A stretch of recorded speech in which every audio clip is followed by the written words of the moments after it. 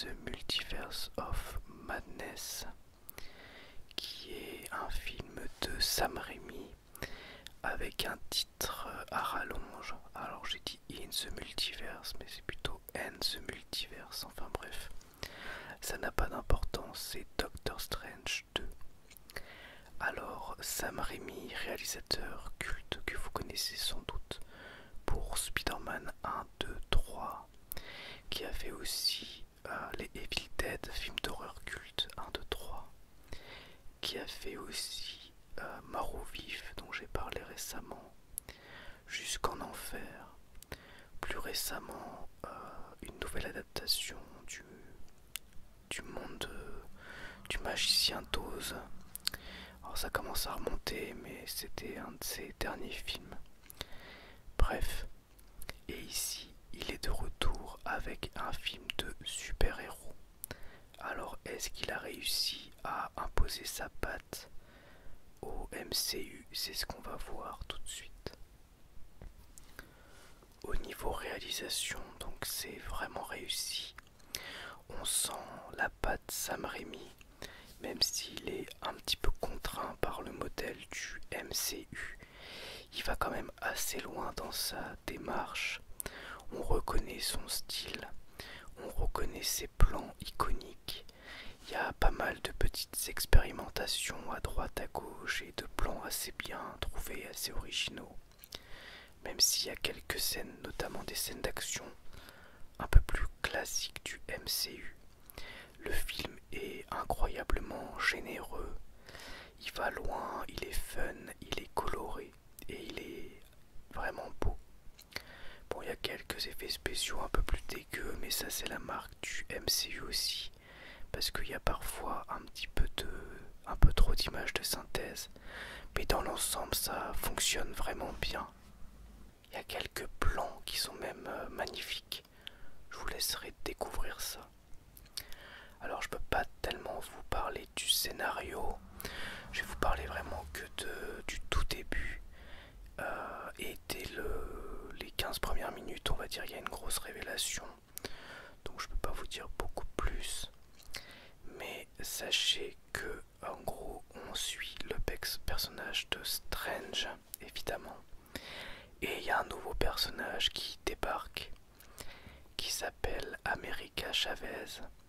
Et c'est un personnage qui peut créer des portails et du coup naviguer à travers le multivers. Et s'ensuit un certain nombre de péripéties. Et ils font face à un personnage important du MCU. Bref, voilà, c'est vraiment intéressant. Et l'antagoniste est très très bien développé. L'histoire est cohérente avec l'univers développé dans la phase 4. Il y a vraiment de bonnes choses. Le multivers, enfin, on en voit un peu plus, même si malheureusement on se cantonne un peu beaucoup trop à un autre monde. J'aurais aimé qu'il y ait plus de voyages, qu'on voit plus de choses, qu'il y ait plus de choses dingues, mais il y a quand même de bonnes idées à ce niveau-là. Ce qui est sympa aussi, c'est que on sent que Sam Raimi, il aime les films d'horreur. Et il y a pas mal de moments horrifiques. Alors ça reste soft, hein, parce que ça reste tout public. Mais il y a des moments horrifiques qui sont quand même réussis. Et des moments de tension. Il y a des moments aussi assez horreur, mais grand guignol, comme Evil Dead, vous voyez, avec des monstres qui rigolent, un peu de folie et tout ça. Et on a aussi des moments assez gore. Alors c'est pas des effusions de sang, mais il y a des morts. C'est quand même violent, en tout cas beaucoup plus violent que le reste du MCU. Et c'est intéressant de voir que ils ont maintenu ça finalement pour le film. Même si je suppose que le film a été un peu plus édulcoré que la vision de base de Raimi. Mais ça reste plus violent et plus noir que les autres films du MCU. Et ça, je trouve que c'est très très réussi. Je trouve ça vraiment cool du coup que le MCU permette à des réalisateurs de s'exprimer un peu plus. C'était déjà le cas, je trouve, avec Chloé Zhao, surtout au niveau visuel. Et là, là c'est pareil, je trouve qu'au niveau de ses thématiques, au niveau de la réal et tout, on sent quand même la patte de Sam Raimi. C'est très agréable. Voilà, donc je sais pas trop quoi vous dire de plus parce que du coup je peux pas du tout vous parler de l'histoire. Il y a quelques jolies surprises.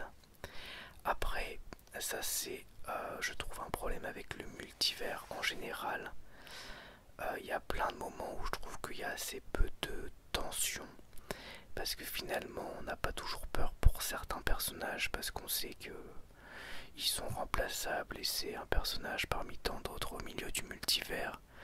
Et ça, je trouve que c'est un petit peu dommage parce que du coup, ça fait retomber un petit peu la tension parfois. Mais dans l'ensemble, ça fonctionne très bien. Ce qui est aussi intéressant, c'est que il y a beaucoup de plans innovants et les scènes d'action aussi sont intéressantes. Il y a vraiment, elles sont à la fois efficaces, percutantes et vraiment il y a des scènes où on s'en souvient. Il y a de très très bonnes idées dans les scènes d'action et ça c'est vraiment vraiment très très cool. Après, ce que j'ai bien aimé aussi, c'est que je trouve les personnages sont bien développés. Comme je le disais, beaucoup l'antagoniste principal, qui est à la limite d'être le personnage principal du film. Mais Strange aussi est intéressant et attachant. Pour America Chavez, je trouve que c'est plus un personnage secondaire qui est là comme un personnage fonction pour le film. Mais ça reste un personnage agréable à suivre, qui n'est pas gênant. Ça m'a pas gêné comme d'autres personnages du MCU qui sont là juste comme des comic relief.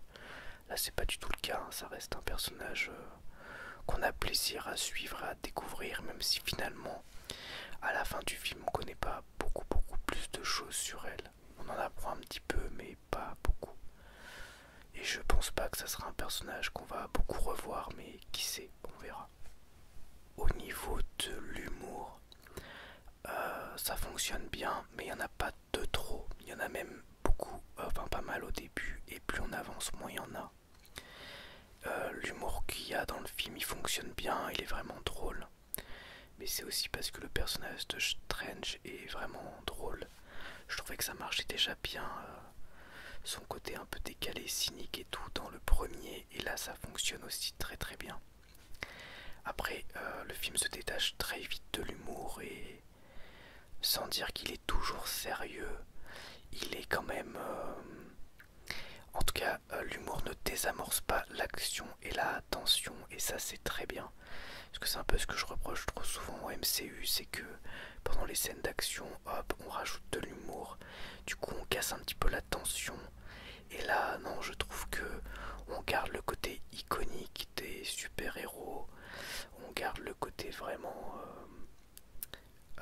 tension dans l'action ou dans l'horreur, dans les petits passages horrifiques. Mais il y a quand même quelques moments de pause avec un peu d'humour qui entrecoupe, même si comme je disais c'est vraiment plus au début qu'à la fin. Au niveau de la bande son, c'est aussi plutôt réussi. Il n'y a pas de thèmes qui m'ont marqué outre mesure, mais j'ai trouvé que c'était bien. Ça souligne bien l'ambiance du film, que ce soit dans les passages qui font un peu peur, entre guillemets, ou les passages d'action, ou les passages plus calmes. Franchement, la musique, ça fonctionne bien, j'ai rien à redire là-dessus. Pour conclure, j'espère vraiment que le film va marcher au box-office, parce que, bah, franchement, le réalisateur Sam Raimi le mérite, que ça pourra le remettre un peu devant la scène pour réaliser d'autres blockbusters, pourquoi pas du MCU ou autre chose. Mais en tout cas, il a réussi à imposer un peu sa patte dans un Marvel Cinematic Universe qui est quand même des fois un peu trop uniforme. Et ça fait du bien de voir que Marvel laisse un peu plus de liberté à ses réals, en espérant que ça va continuer par la suite, mais ça va dépendre du succès commercial du film. Le film est à la fois drôle, c'est aussi un bon film d'action. Il Il y a quelques passages référence à l'horreur, sans dire que c'est un film d'horreur. Il y a quand même des passages plus sombres, plus noirs. Et il y a beaucoup de bonnes idées de réalisation. Tout n'est pas parfait, des fois peut-être des effets spéciaux un cran en dessous. Mais le film est bien rythmé, bien construit, agréable. Bon, il y a peut-être aussi quelques moments où on sent que ça a été rajouté par la prod et où c'est pas vraiment des envies de Rémi. Peut-être que je me trompe, mais il y a des passages qui font un peu de trop. Mais dans l'ensemble, franchement, ça marche très très bien. Et je vous recommande d'aller le voir en salle. Parce que je pense que c'est un film à voir en salle. Moi je l'ai vu en 2D, mais apparemment la 3D est excellente. Donc si vous aimez la 3D dans les films, bah, je pense que c'est un film qui a été pensé aussi pour ça.